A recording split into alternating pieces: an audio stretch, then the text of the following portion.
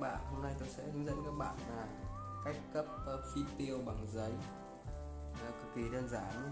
Đầu tiên là chúng ta cần chuẩn bị 2 tờ giấy A4, 2 tờ giấy A4. Ở đây tôi chuẩn bị là 2 màu, một màu trắng và một màu hồng tím.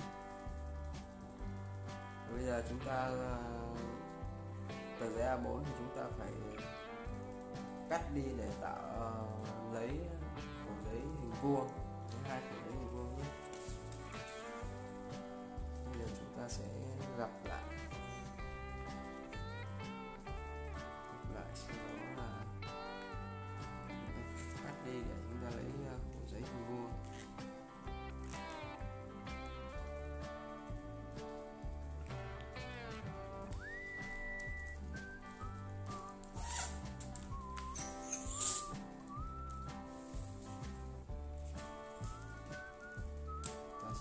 Kéo cắt.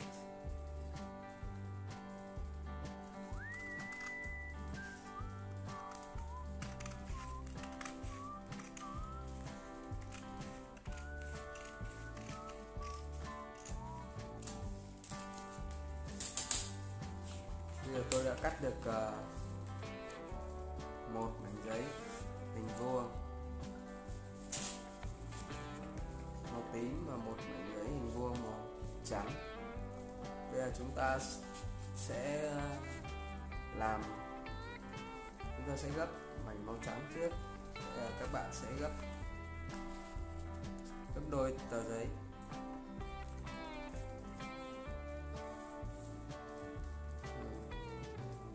Sau đó chúng ta lật ngửa ra, chúng ta gấp vào cái vạch lần chúng ta vừa gấp đôi ấy. Bên kia cũng tương tự.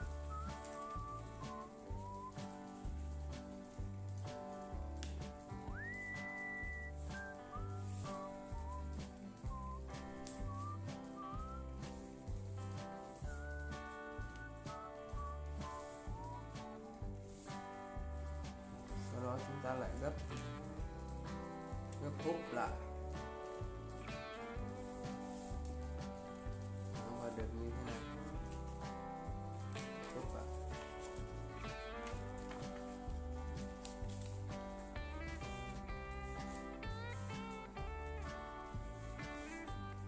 Sau đó tiếp tục chúng ta lại gấp đôi.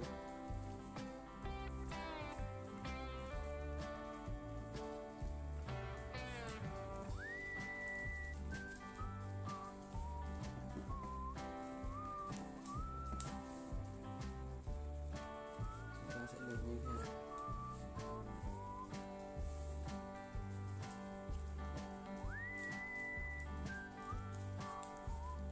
Đối với tờ giấy tím chúng ta cũng làm tương tự, chúng ta gấp đôi tờ giấy.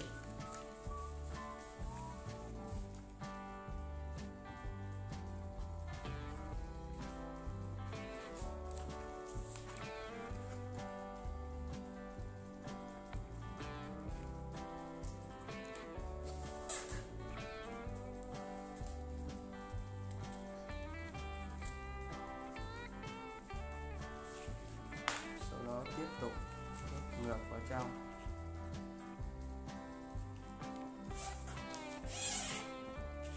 Chúng ta lại quay bên này, chúng ta cũng gấp ngược vào trong.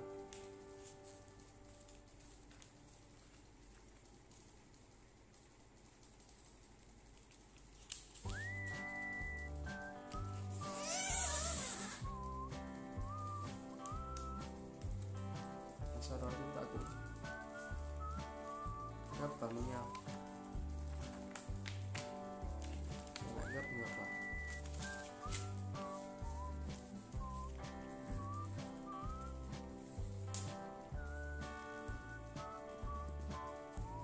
Tiếp tục chúng ta lại gấp đôi.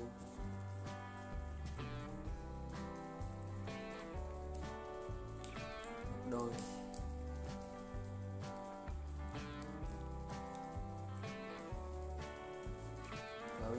ta sẽ có hai đôi, một màu trắng, một là màu tím. Bây giờ chúng ta sẽ gấp màu trắng trước.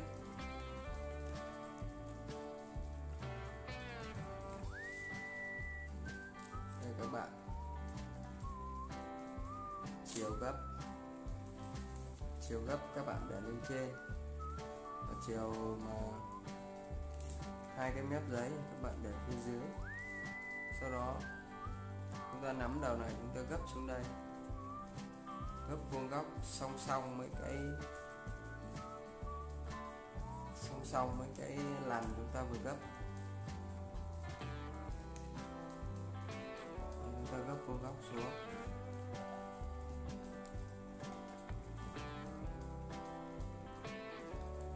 Bên này chúng ta cũng gấp vuông góc, nhưng mà chúng ta lại gấp ngược lên trên.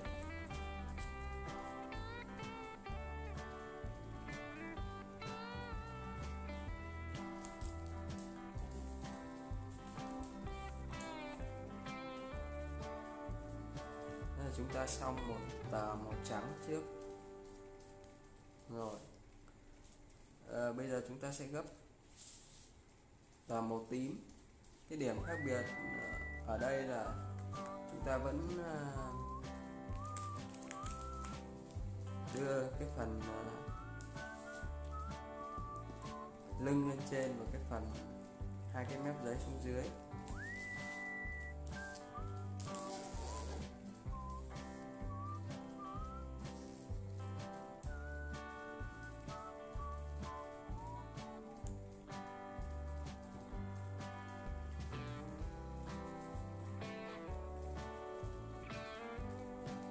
Với cái phần màu trắng thì chúng ta sẽ gấp theo chiều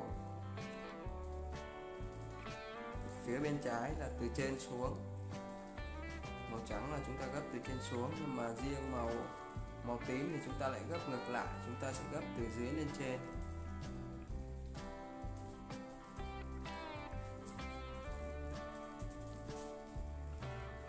Và màu trắng này chúng ta sẽ gấp từ dưới lên trên, thì màu tím chúng ta lại gấp ngược lại là từ trên xuống dưới. Các bạn lưu ý nhé, hai cái này gấp ngược nhau, màu trắng và màu tím gấp ngược nhau. Màu trắng thì chúng ta gấp xuống, xong chúng ta gấp lên, còn màu tím thì chúng ta gấp lên, xong chúng ta lại gấp xuống, hai cái ngược nhau. Đấy là hai điểm khác biệt. Bây giờ chúng ta gấp tiếp màu trắng.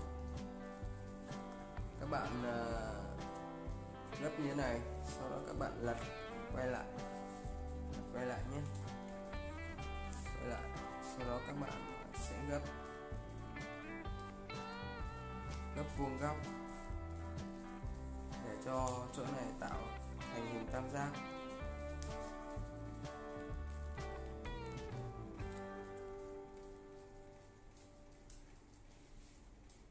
Rồi, sau đó chúng ta lại gấp ngược vào.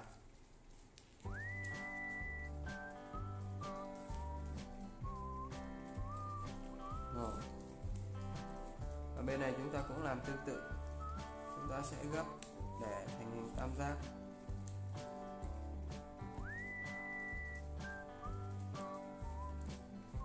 Sau đó chúng ta lại gấp ngược lại.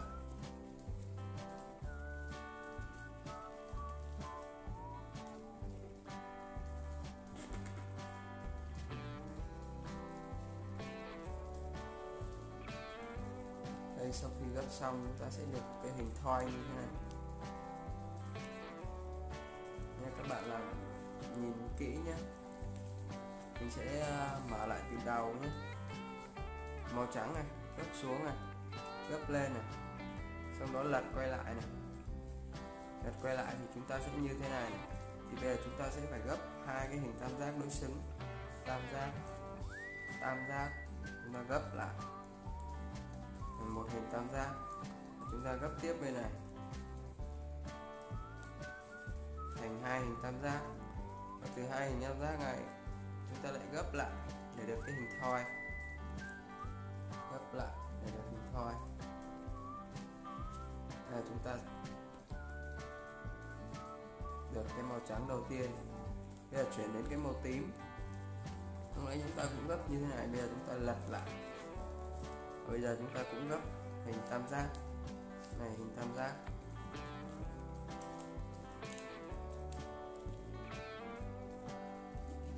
Hình tam giác. Ra được một hình tam giác. Bên này chúng ta cũng gấp hình tam giác.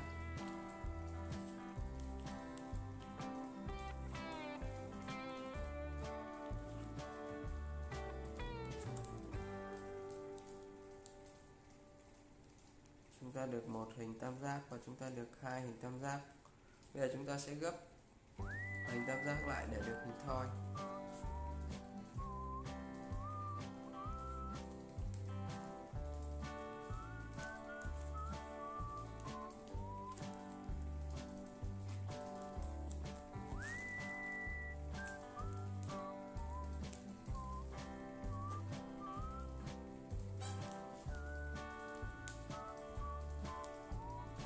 Rồi, chúng ta có một hình thoi.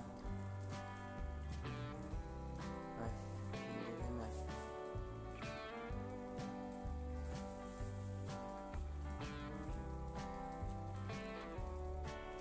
Bây giờ đến công đoạn là chúng ta xếp. Thì hai cái này chúng ta đang để là hai cái lưng như thế này.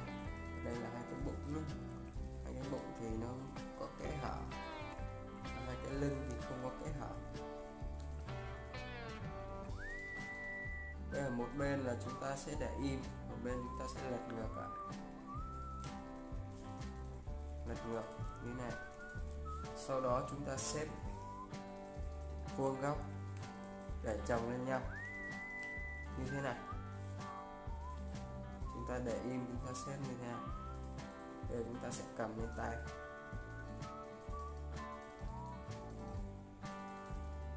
Rồi, bây giờ chúng ta sẽ lấy cái đầu màu trắng này, chúng ta sẽ cài vào trong cái màu đỏ này. Rồi, sau đó tiếp tục chúng ta lại lấy cái màu trắng này, chúng ta lại nhân cái màu đỏ này lên, chúng ta lại cài vào đây.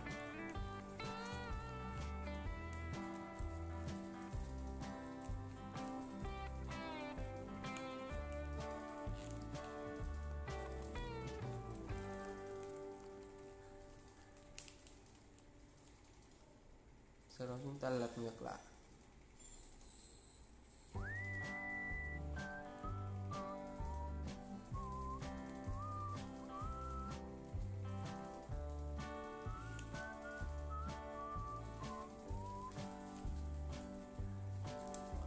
Bạn nhìn kỹ nhé, ta sẽ để ở giữa này. Ta cài lại này. Đây này chúng ta cũng cài vào này.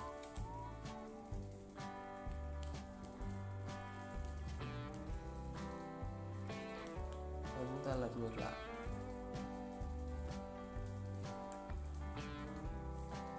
Chúng ta sẽ gấp cái này.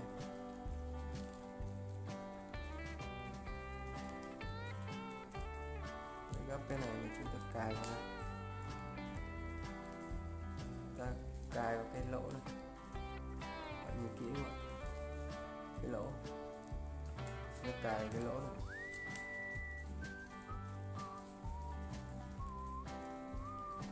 Và bên này cũng tương tự, ta sẽ gấp lại.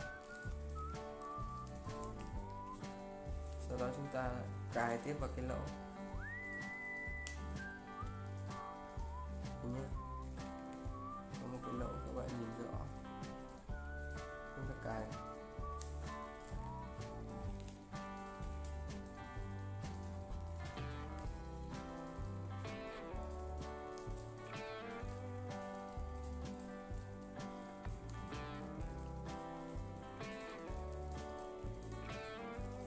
Chúng ta đã có một cái phi tiêu.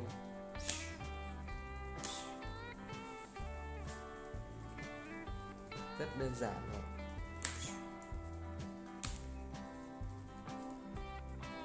Cái phi tiêu.